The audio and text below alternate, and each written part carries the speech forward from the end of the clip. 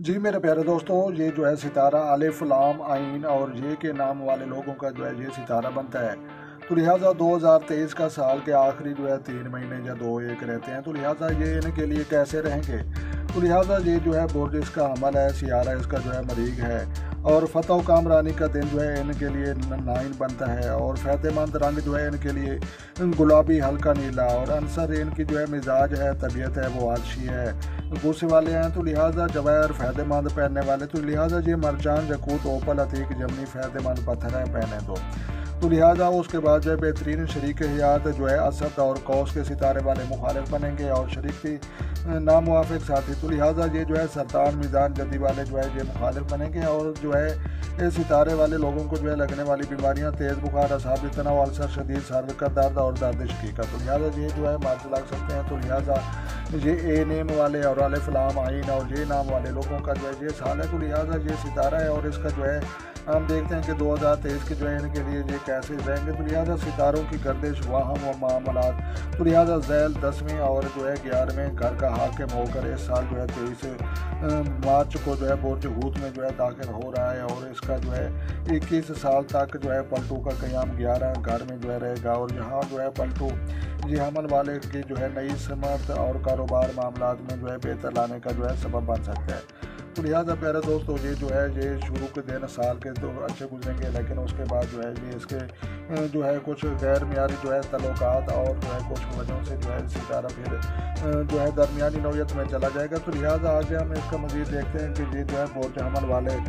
60 سستی کا آغاز اس سال سے جو ہے 17 مارچ سے ہو جائے گا۔ تو ان والے 60 سستی سال نہایت جو ہے مستری جو کہ جو ہے سال کا گزشتہ برج حمل میں جو ہے لگن میں موجود تھا، تو لہٰذا اس سال 16 مئی برج سور مالیت کے گھر میں جو ہے داخل ہو جائے گا۔ یہاں مستری اور جو ہے مالی استحکام کے جو ہے ساتھ آپ کے جو ہے روپیہ، پیسہ، دولت اور ذہنی سکون میں بہتری کا جو ہے باعث بن سکتا ہے۔ تو لہٰذا یہ جو ہے یہ سال کے جو ہے آخری دنوں میں جو ہے یہ بہتری کا اشارہ دے رہا ہے، اور کہہ رہا ہے کہ جو ہے جہاں سال کے آخری دن جیسے پیچھے گزرے ہیں ویسے ہی گزریں گے۔ تو لہٰذا یہ جو ہے عزیز و کارب اور معاشرتی مقام، تو لہٰذا مریخ میں جو ہے سال برج جوزہ سے جو ہے برج قوس تک جو ہے گردش کرے گا ولیل، اور سال کے ساتھ ہی جوزہ میں مریخ کا قیام جو ہے بہن بھائیوں کے ساتھ اختلافات کی صورت میں جو ہے پریشان کن حالات پیدا کر سکتا ہے۔ تو لہٰذا پیارے دوستوں، یہ جو ہے بہن بھائیوں اور عزیز و قارب کے ساتھ جو ہے تعلقات جو ہے خرابی اور لڑائی کا جو ہے باعث بن سکتے ہیں۔ تو لہٰذا آپ نے جو ہے یہ بچنا ہے، تو لہٰذا جو ہے مزید آگے امکان موجود ہے، تو لہٰذا آپ نے جو ہے بچنا ہے۔ تو لہٰذا آگے بھی ہم مزید دیکھتے ہیں کہ اس کی جو ہے مزید ڈیٹیل جاتے ہیں کہ یہ جو ہے باقی سال کا کیسا رہے گا۔ تو لہٰذا یہ معاشرتی اور مالی استحکام، تو لہٰذا مستری 16 مئی تک جو ہے حمل میں رہے گا، اور اس کے بعد جو ہے مستری یہ ذاتی طور پر جو ہے ستارے سال کے گزشتہ مالی و معاملات میں جو ہے قدرت مہربان پر رہے گا، اور مالی طور پر جو ہے یہ کشیدگی حاصل، تاہم جو ہے سال بھی جو ہے مشترکہ کا 16 مئی دوسرے گھر میں جو ہے داخل ہو جائے گا۔ معاملات میں جو ہے بہتری اور نئے جو ہے مالی ذرائع حاصل ہونے کے جو ہے حوالے سے ہم وقت ہوگا۔ تو لہٰذا ان کے لیے جو ہے مزید آگے جو ہے کچھ اچھے چانس ضرور آئیں گے انشاءاللہ۔ تو لہٰذا ان کو جو ہے ابھی کچھ عرصہ انتظار کرنا ہوگا، تو لہٰذا سال کے آخری دن ان کے لیے بہتر ثابت ہوں گے۔ تو لہٰذا جہاں پر لکھا ہوا ہے کہ منگنی، اولاد، انعامی، باؤنڈری یا لاٹری، تو لہٰذا یہ جو ہے جتنے بھی جو ہے باؤنڈری اور لاٹری والے باتیں ہیں، تو لہٰذا شمع سے 20 مارچ تک جو ہے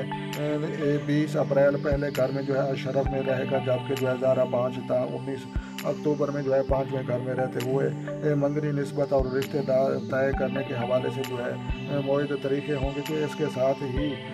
8 نومبر تا 4 ستمبر زہرہ کا میزان میں جو ہے قیام بھی نیک اور جو ہے صحت ایام ہوں گے۔ تو لہٰذا غیر شادی شدہ افراد ان دونوں میں جو ہے رشتے ہونے میں بہترین امکانات پیدا ہو سکتے ہیں۔ تو لہٰذا شادی کے حوالے سے جو ہے ان کے لیے بہت زیادہ امکان موجود ہے۔ تو لہٰذا انعامی باؤنڈری اور لانٹری کے لیے ان کے لیے جو ہے امکانات بہت جو ہے کم ہیں۔ تو لہٰذا گھر، والدہ، رہائش و جائیداد، تو لہٰذا آپ کے جو ہے چوتھے گھر مالک قمر